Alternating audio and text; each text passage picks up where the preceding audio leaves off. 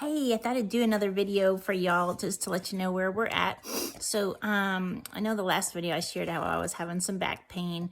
It turns out that my back keeps doing like a little back spasm. So what it feels like, you know how you get a Charlie horse in your leg and it just is intense pain for a second, but then it just goes away. That's what's been happening in my back. And so the other morning I woke up early in the morning to go use the bathroom, and when I went to get up, that happened. A back spasm happened, brought me to my knees, and anyways, I was stuck on the floor. And so we had EMS come on out and get me, and they brought me to the hospital to see what's going on there. So it turns out they did an MRI, and they can see on my spine, they can see the cancer running up and down my spine, and what's happened, it's weakening the bones there, and there was 2 little fractures there on my lower vertebrae, but they also said there isn't really much that they can do, although they could do something where they put cement in there, so they can kind of, it's a very simple surgery. They just kind of insert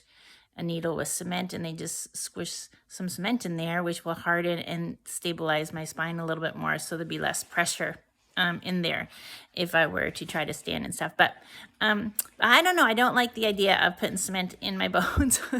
It just doesn't sound right to me. So I don't have much peace about going that way. So we're just praying that God would just keep healing me, and we're gonna go that way. So I'm just going to try to rest easy and just try to stay off my spine a little bit, just give it time to heal, and we're gonna go that way. So I was there a couple days, and they got me on some pain meds, so that way the pain isn't so bad, and I can just rest easy. So that's kind of where we're at. Looking at all the reports that have been coming our way, none of them have sounded very good or look very good. But like I said before, we're still hanging on to that verse God gave us in Psalm 112:7 about not to worry about bad reports, but stay steadfast and trust in the Lord with all your heart. So that's what we're doing. And I thought this was kind of cool. The other day, I was at a thrift store with my kiddos, and I came across this book. It's in a pit with a lion on a snowy day. And a friend of mine had told me about this book probably about a year ago or so, and I just came across it the other day when we were at a thrift store. And so I bought it, not really knowing what it was about. It's about this guy that in the Bible, and he ran after a lion and chased it into a snowy pit and had killed it there.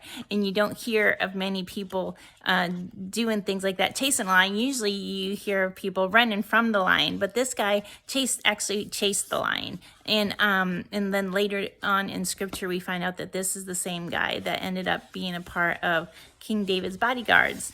And so they say that the reason why someone would get a position like that is because of their resume. And on his resume, he probably said that he was a lion chaser. And so sometimes we get put in positions or situations that are not very good looking situations or friendly situations, but actually that situation actually prepares you for what's to come down the road. And like being a lion chaser put him into a position where he could take on a bodyguard position for the king later on. So it's kind of cool when you think of things like that, like what going through all this in my life now, what is that preparing me for down the road, building me up for, or character building for what, I'm not sure, but it is kind of inspiring when you think of it that way. But anyways, I started reading this just last week and thought it was pretty amazing. And part of it, it talks about impossible odds. And I just want to share this one little part with you. It says, lion chasers know God is bigger and more powerful than any problem they face in this world. They thrive in the toughest circumstances because they know the impossible odds are because they know impossible odds set the stage for amazing miracles. And I just love that. And I know that's kind of where we're at. So I'm gonna read it one more time. It says, lion chasers know God is bigger and more powerful than any problem they face in this world. They thrive in the toughest circumstances because they know that impossible odds set the stage for amazing miracles. And that's where we're at right now. We are at impossible odds, but it's setting the stage for an amazing miracle. And I just just want to share that with you guys, just to encourage you all, for our family where we're at, and for you all where you may be at, if there's something looks impossible around you, for you just to be encouraged that it's setting a stage for something awesome. Okay. And also just wanted to say, for those that have been just continue to support us with their love and prayers. We just so appreciate that. Thank you so much for standing with us in the faith and believing alongside of us. And for those that have dropped off meals and are signed up for meals to come, thank you so much for just blessing our family with that.